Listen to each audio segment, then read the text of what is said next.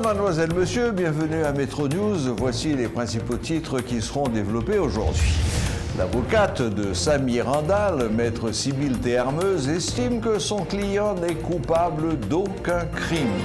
Selon elle, la possession de plusieurs passeports par M. Randall n'est pas illégale. L'Agence nationale de régulation du secteur de l'énergie, ANARS, réclame une enquête afin d'identifier les secteurs qui détournent le carburant destiné aux stations-service. Présentation ce mardi du groupe de travail sur la sécurité GTS, composé de personnalités telles que James Boyard, Ashley Larac ou encore Mario Andressol.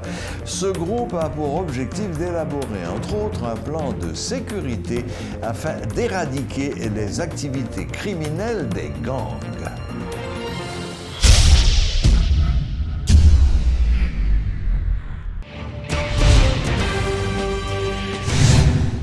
L'avocate de Samy Randall contre-attaque et dénonce des poursuites illégales contre son client. Maître Sybille Théarmeuse assure que son client n'est coupable d'aucun crime. La seule chose qu'on puisse lui reprocher, c'est d'avoir loué sa maison au docteur Emmanuel Sanon, explique l'avocate qui assure que l'entrepreneur n'a aucun lien avec celui qui est considéré comme l'un des principaux suspects dans l'assassinat du président Jovenel Moïse. Elle précise que l'homme d'affaires n'est pas un fugitif puisqu'il s'est rendu aux États-Unis le 9 juillet dernier pour un rendez-vous médical. De plus, elle révèle avoir informé les autorités judiciaires haïtiennes sur le domicile de M. Randall aux États-Unis. Le directeur de l'Agence nationale de régulation du secteur de l'énergie, ANARS, M. Evanson Calixte, demande une enquête afin d'identifier les secteurs qui détournent le carburant destiné aux stations-service. ANARS dispose d'informations faisant état de la disponibilité de 3 millions de barils de gasoline et 4 millions de barils de diesel dans les deux terminaux de Vareux et Torlande. Plus de 300 000 gallons d'essence sont distribués quotidiennement, informe M. Calixte, qui reste perplexe sur les causes de la rareté dans les stations-service. Le directeur de l'ANARS révèle également qu'au moins 2 compagnies sont en rupture de stock. Pour résoudre ce problème, il presse les responsables des compagnies pétrolières d'avoir recours au système habituel de prêt afin de rendre le carburant disponible dans toutes les stations. La mise en place du nouveau gouvernement dans le pays est bloquée par certains signataires de l'accord du 11 novembre dernier. Des protagonistes qui réclament plusieurs portefeuilles ministériels font pression sur Ariel Henry selon le mouvement sociopolitique Escouade démocratique. Paul Géraud Jean-Baptiste, coordonnateur général de cette structure et membre de la commission de suivi de l'accord du 11 septembre, révèle que la liste des nouveaux ministres a été remaniée à 3 reprises. Elle appelle Ariel Henry à mettre de côté les exigences de ses parties prenantes en vue de doter le pays d'un nouveau gouvernement dans les meilleurs délais. Pour formation gouvernement, nous apprenons que les aloufa politique, grand manger qui passe 3 jours à dormir dans primature dans négociation. Il y a un monde qui dit, un grand manger, on demande 3 postes mon cher, il répond, ah, si on bombe tout, on t'a plus content. Ça rappelle nous que le président Jovenel Moïse a offert à l'oufa politique 95% dans le pouvoir. Il n'est pas d'accord pour quitter reste 5% pour le peuple là. C'est tout ce que voulu. Et bien là, nous avons demandé encore un gouvernement de consensus. Journée jeudi, il dit X pas là-dedans, Y pas là-dedans, de quoi pour tourner à bloquer le pays. Eh bien, messieurs, si nous voulons bloquer le pays, à bloquer. Peuple là, ouais nous, escouade démocratique comme défense du peuple là, yo ouais nous. Dans ce sens, ça pas capable d'intimider PM Ariel Henry. Et dans le moment où je parle avec vous là, tête PM Ariel Henry chaud couvert par rapport avec pression la précevoir. Nèg yo si c'est pour ça m'a viré do ba ou. X dit si c'est pour ça m'a viré do. Y dit si c'est pour ça. Messieurs, si c'est pour ça nous mettre viré do peuple a getan ouais nous, peuple a ouais nous par l'intérêt et pas intérêt par n'a défendre. Peuple là ouais c'est affaire pas nous y a pris. Coupe Mariel Henry dit mon cher m'pas capable de justice non, nèg la enragé. Coupe Mariel Henry dit comme ça mon cher m'pas capable intérieur non, yo enragé, yo commencé à faire conférence de presse en façon pour capable intimider population. Peuple là ouais nous messieurs, si nous pas retourner sous décision ça.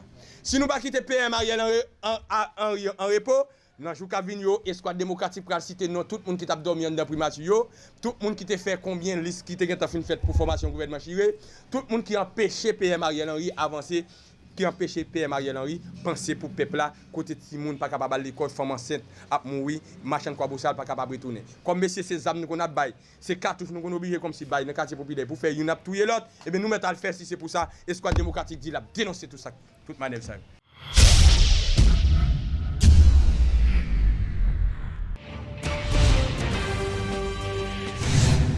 Comme nous l'avons dit en titre, le groupe de travail sur la sécurité GTS a été présenté ce mardi.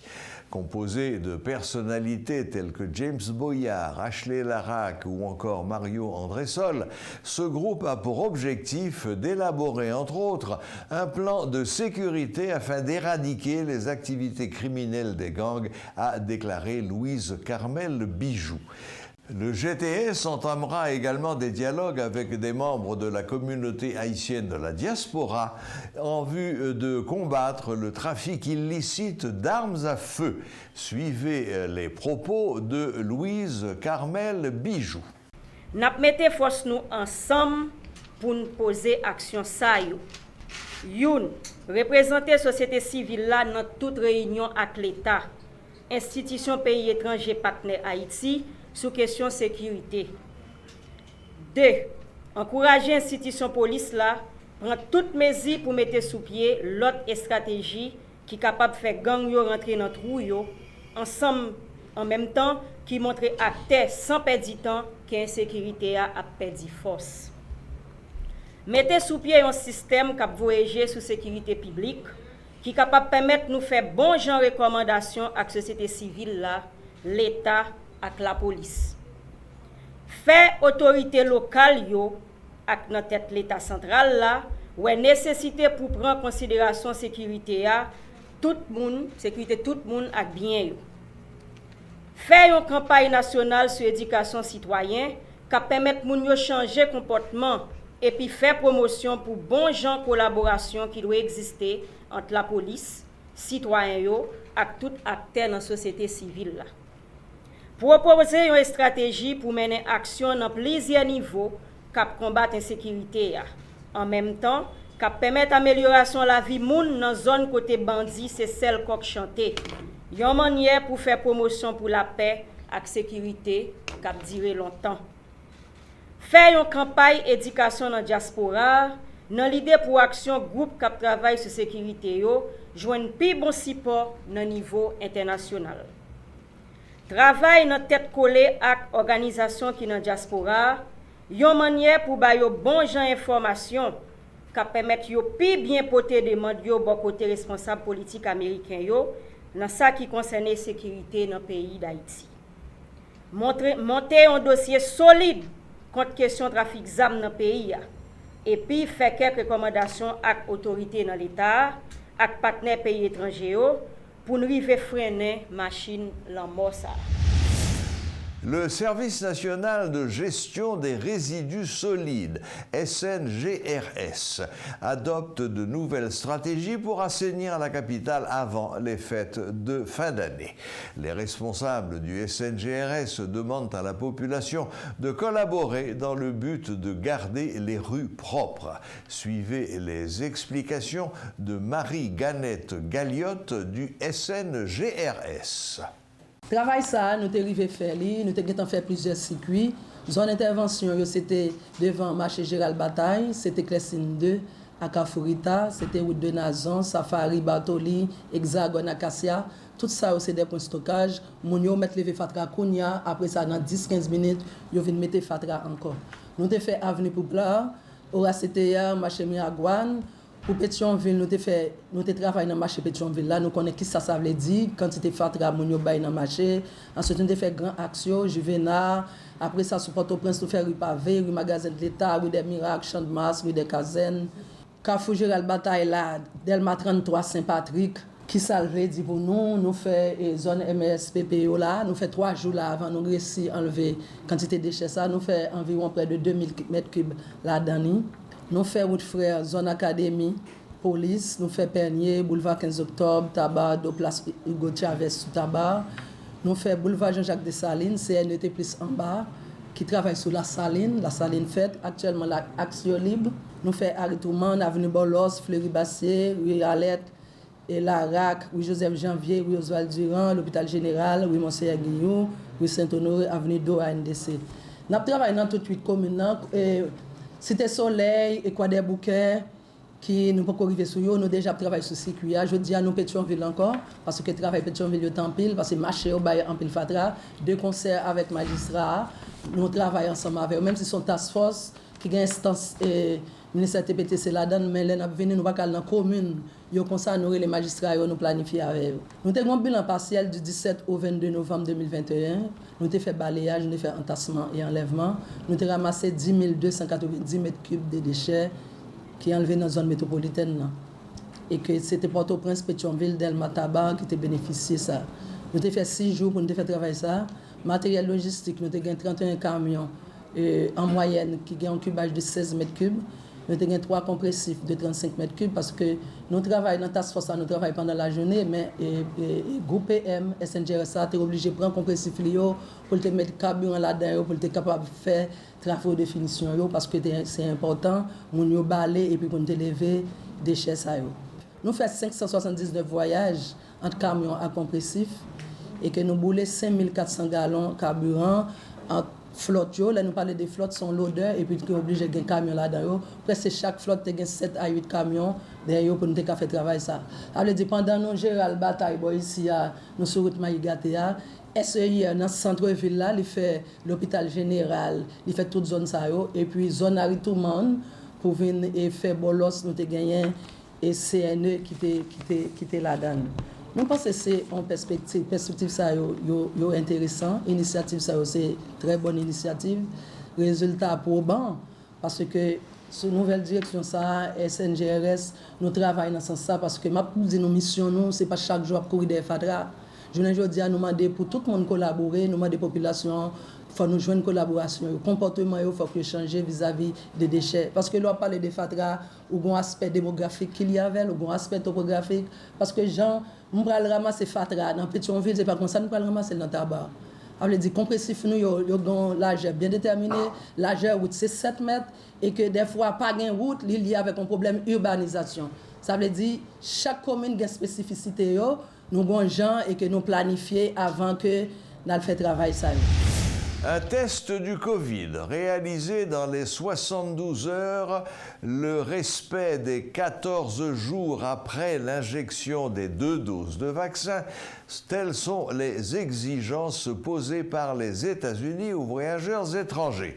Le responsable de l'agence Citadel, Pierre Chauvet, encourage les Haïtiens qui veulent se déplacer à consulter des professionnels en la matière afin d'éviter de mauvaises surprises. Il précise par ailleurs que les dispositions ne sont pas statiques, elles peuvent changer d'un moment à l'autre. Tout dépend de l'évolution du virus à travers le monde. Suivez ce reportage de Rodolphe Pierre-Louis. Tous les pays côté haïtien voyager, n'importe qui a voyagé, la norme c'est qu'il faut vous faire vacciner. Le coronavirus n'a pas fait qu'emporter des citoyens issus d'horizons divers. Cette maladie a aussi changé beaucoup de pratiques à travers le monde, notamment au niveau des rapports humains et surtout des conditions de voyage. En plus du passeport valide et doté du bon visa, il faut donc se faire vacciner et disposer d'une attestation pour pouvoir voyager. Pierre Chauvet de l'agence Citadel explique le processus. Que une dose, que les 2 doses, il faut attendre 14 jours passés, et puis sur le 15e jour, on est capable de voyager. En plus, il faut faire un test Covid.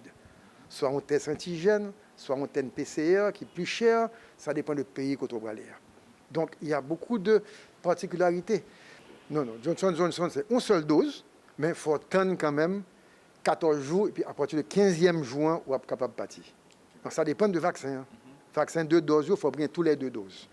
Vaccin 1 dose, il faut prendre une dose, mais tous les 2, il faut attendre. C'est sur le 15e juin, on est capable de partir. L'évolution de la maladie et l'augmentation des cas dans certains pays, comme la Russie entre autres, peuvent amener à des modifications.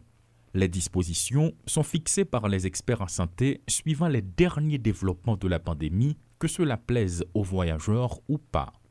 Et ceci, ça c'est à partir du mois de novembre, mais il est capable de changer en décembre, il est capable de changer en janvier parce que on flambé de Covid encore là en Europe, certains pays ont confiné encore, comme l'Autriche. Donc, bagaille va changer de jour en jour, de semaine en semaine. Donc, c'est pour ça, pour les gens capables d'éviter qu'il y ait une mauvaise expérience dans l'aéroport, pour ne pas partir, pour perdre de l'argent, il est toujours recommandé de s'adresser à des professionnels. Des États américains comme le Texas ou la Californie exigent un test, mais pas la carte de vaccination. Par contre, il est impossible de se rendre directement dans ces 2 États sans passer par New York, Miami ou par un autre aéroport de Floride. Ce qui renvoie à la case départ, poursuit M. Chauvet. De toute façon, après aux États-Unis, tout pays États-Unis, les 50 États, il faut qu'on vaccine. En plus de ça, il faut qu'on ait un test Covid de moins de 72 heures. 72 heures égale 3 jours. Donc, il faut qu'on fasse le test en 3 jours avant de voyager. Mais, ou bien 2 jours avant de voyager, ou bien 1 jour avant de voyager, ou bien le jour même. Mais maximum, non, c'est 3 jours. Si les États-Unis exigent des Haïtiens qu'ils aient reçu 2 doses de vaccins s'il s'agit de Moderna et de Pfizer, 1 dose si c'est Johnson & Johnson, ainsi qu'un test Covid négatif, Haïti ne réclame de son côté qu'un test du Covid. La vaccination n'est pas une obligation pour rentrer au pays. Toutefois, quelle que soit la dose reçue, il faudra attendre 14 jours et c'est au 15e que l'intéressé pourra finalement voyager vers l'étranger muni d'un test Covid négatif effectué il y a moins de 72 heures. Paul Léel et Rodolphe Pierre-Louis pour Télémétropole.